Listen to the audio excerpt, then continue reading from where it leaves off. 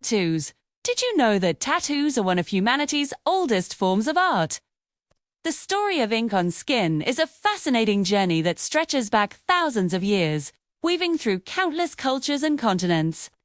Today, we're going to dive deep into the rich and colorful history of tattooing, from ancient rituals to modern self-expression.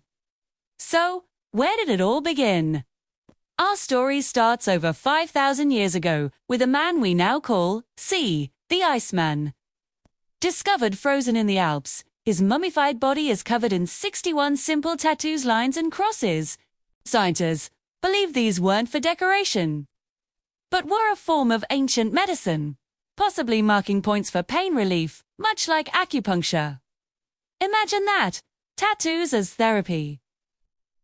Meanwhile, in ancient Egypt around 2000 BCE, tattoos were primarily found on women. Mummies, like Amenet, a priestess, show intricate geometric patterns on their bodies, thought to be linked to fertility and protection. But perhaps, no culture is more famously linked to ancient tattooing than the Polynesians. In fact, our modern word tattoo comes from the Tahitian word tatau, meaning to mark. For Samoan men, the intricate paia tattoo, covering the body from the waist to the knees, was a grueling rite of passage. Enduring the painful process was a mark of strength, courage, and status, a tradition that is still proudly practiced today. This art form wasn't just in one corner of the world. Across the globe, different cultures developed their own unique tattoo traditions. In Japan, the indigenous Innu people wore distinctive facial tattoos for both social and spiritual reasons. In the frozen plains of Siberia, Scythian nomads adorned their bodies with stunningly detailed animal motifs, their artistry perfectly preserved in ice for millennia. And in North America, indigenous tribes like the Inuit used tattoos to signify everything from family lineage and personal achievements to spiritual protection.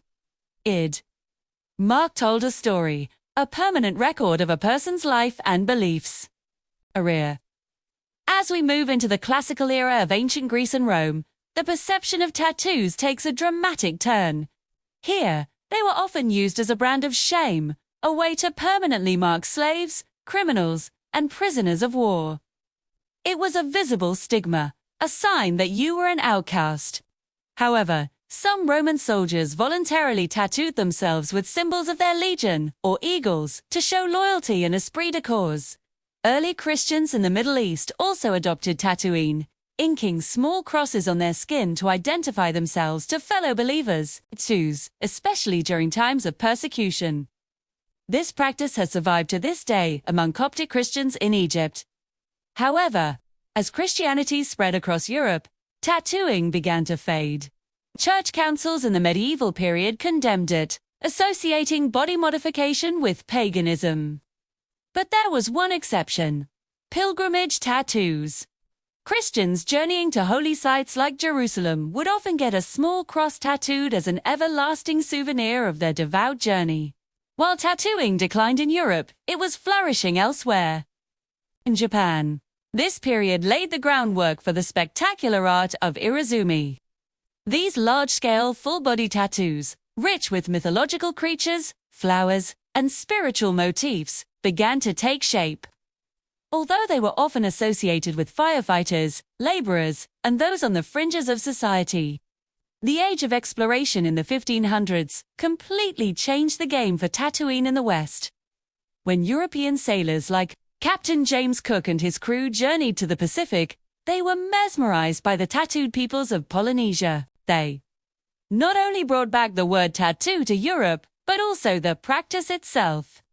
Sailors began getting inked with anchors, ships, and other symbols of their life at sea, turning tattoos into badges of adventure and masculine identity.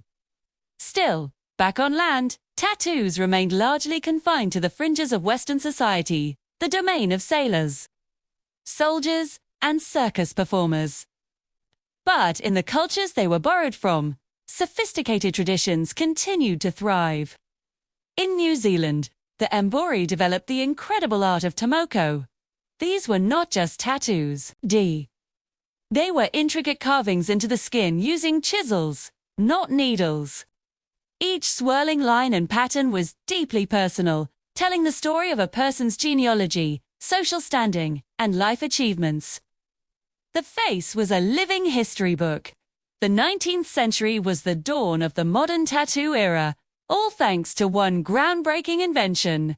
In 1891, a New York artist named Samuel O'Reilly patented the first electric tattoo machine, cleverly adapting Thomas Edison's electric pen. Suddenly, tattooing became faster, more precise, and more accessible than ever before.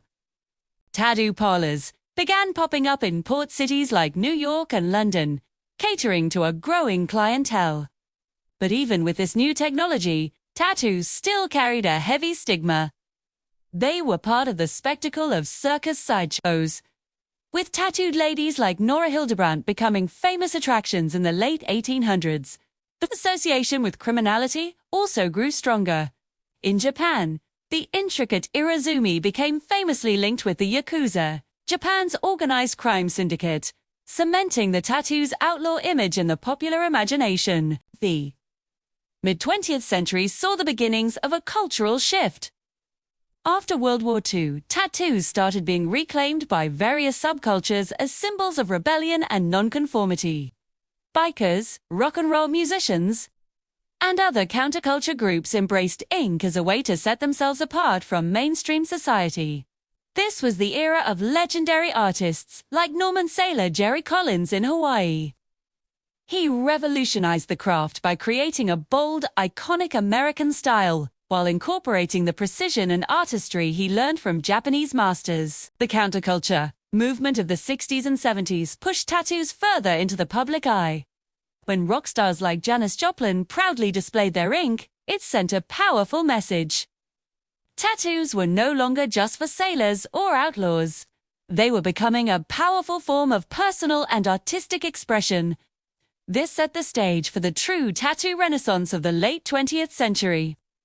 Hygiene standards improved dramatically. New, vibrant ink colors became available, and tattoo studios transformed from back-alley shops to professional art galleries. Artists, like Don Ed Hardy, who studied traditional Japanese tattooing, began to elevate the craft to the level of fine art, creating custom, museum-worthy pieces for the skin. By the 1990s, the floodgates had opened.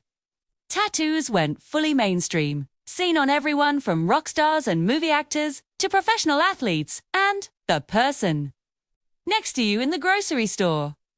Which brings us to today. Tattooing is now a global multi-billion-dollar industry where ancient traditions meet cutting-edge innovation. Modern machines are quieter and more precise than ever. Artists can create anything you can imagine, from hyper-realistic portraits to delicate watercolor designs and bold geometric patterns. A 2023 Pew Research study found that about a third of all Americans have at least one tattoo. They are used to commemorate loved ones, celebrate milestones, express deeply held beliefs, or simply to adorn the body with beautiful art. At the same time, there's a powerful movement of cultural reclamation. Indigenous groups around the world, like Viambori in New Zealand and artists in the Philippines, reviving the pre-colonial Batak traditions, are bringing back their ancestral practices. It's a way to reconnect with their heritage and heal from the impacts of colonization. Of course, this has also sparked important conversations about cultural appropriation and the responsibility artists have when using sacred or traditional designs from a culture that is their own. From ancient medicinal marks to symbols of rebellion, and now to a celebrated global art form. The history of tattooing is a testament to our enduring human need for identity, community, and self-expression. It's a story written not on paper, but on the living canvas of our skin, connecting us to thousands of years of human history. Thank you so much for joining me on this journey through the history of ink. What does your tattoo mean to you? Or what tattoo would you get to tell your story? Let me know in the comments below. And if you enjoyed this video, don't forget to like, subscribe, and hit that notification bell so you don't miss our next deep dive. See you next time.